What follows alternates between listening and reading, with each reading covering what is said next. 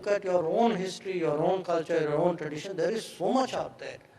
And if you draw on it, you will actually get, because remember, one of the most obvious sort of practices of my trade is to find that analogous situation. If you tell someone, so-and-so in a foreign country is just like so-and-so in India, they get it, okay? Immediately, so what did you tell someone recently? So-and-so is who, and who is he similar to in India? Let's see what you do. Go for it. It's X and Y. Okay. So, but that's what you do. And that exercise was part of that. Minister, we're almost out of time, but I definitely wanted to ask you, this is a government that's reputed to be very high tempo, hardly takes any breaks, the Prime Minister as well. You are in one of the hottest seats in this government. Apart from reading and writing, I know you read a lot, I know you write a lot. Apart from that, do you get a lot of breaks? Do you take breaks? How do you unwind, we'd like to know.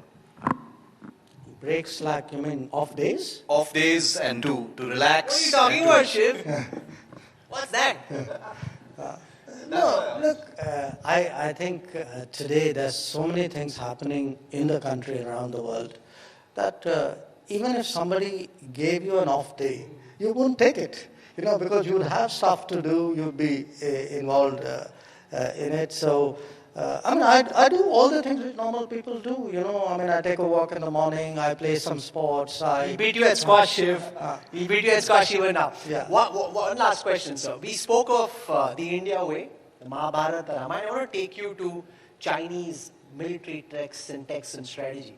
And I'm very curious to know from you, because if you read Chinese texts and strategy, they talk of, the warring kingdoms talk of two scenarios. One is power that is rising, and I refer to modern day China, which believes its time has come and therefore starts asserting itself over neighboring kingdoms. The other is the most fatal mistake a power can make. In its rise, it believes it's risen sooner than it actually has. That leads it to make fatal errors. And I draw you now to what's happening between China and, say, India along the LAC, which leads to counterbalancing between other kingdoms. In the modern context, say India, America, Australia, Japan, coming together as a counterbalance force against the rising superpower. And I want you to look now into the future and tell us, 30, 40 years from now, would China have made the fatal mistake of the warring kingdoms of having believed that its time has come before it actually did? You'll only know that answer 30, 40 years from now. No, first of all, as India, I have a bigger aspiration and frankly a bigger existence than be just counterbalance to other people. Okay, I have my own interests and how I'm going to pursue it, and often that may lead me to make some decisions which would be in concert with others. In some cases, it may not be. So, implicit in your question was, a kind of, are you part of a larger strategy of counterbalancing? I don't think that is the case. I think India, there is a rise of India. Okay, I still argue, in the initial stages of a rise of India, but the rise of India may happen at a different speed, in a different dynamic, in a different nature, but I think 30, 40, 50 years from now, people will look back and say, okay, these guys also did something phenomenal in their rise. So I wouldn't reduce, ourselves to that. In terms of, what China does as a historical proposition, I don't think it's just in the Chinese history. I think it's in fact, an example which is much more quoted is that of Germany. That, could Germany, if you were to ask a hypothetical historical question, could Germany have Wilhelmine Germany handle the First World War very differently? That you actually had what was the strongest power of its times, which went and united a whole lot of other countries by their behavior. So there are examples. There are also examples of countries who have been very successful in managing the rise. The United States is one. So The beauty of history is you pick the examples you want to do. So eventually political science determines which part of history you like. So I would be a little cautious on that score. Very rarely do you have, as Foreign Affairs Minister, a practitioner with whom you can have a deep conversation about Chinese military text or the Warring Kingdoms or even German military history.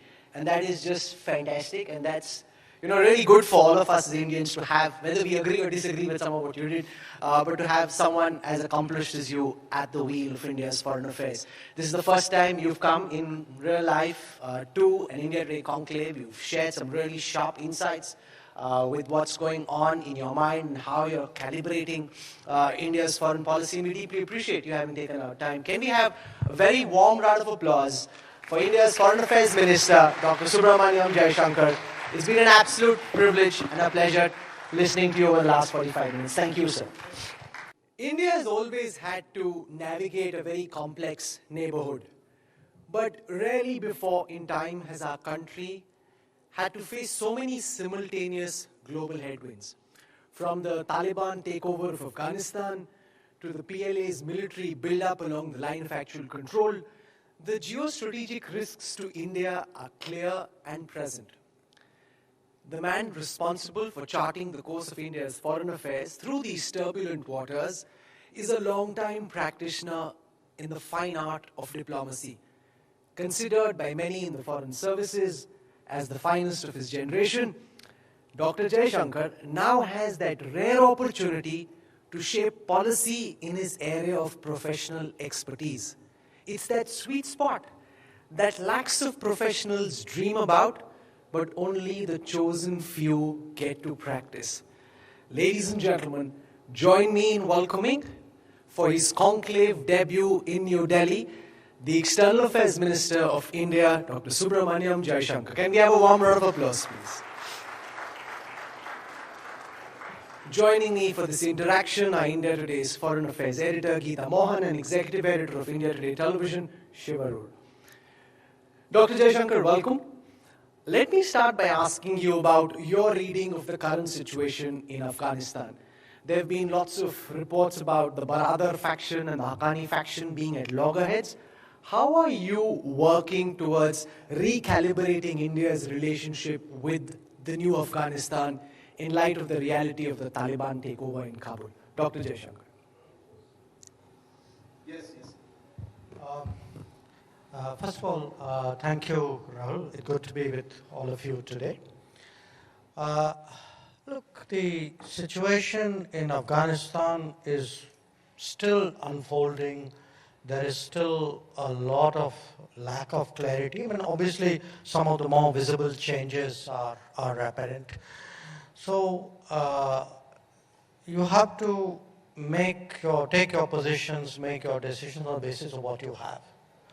Now, the general sense in the international community is that there are some basic expectations which the world has of Afghanistan. The most basic of them is actually the fact that Afghan soil will not be used for terrorism against other countries. There are also expectations about the nature of the government, that it will be inclusive in some form.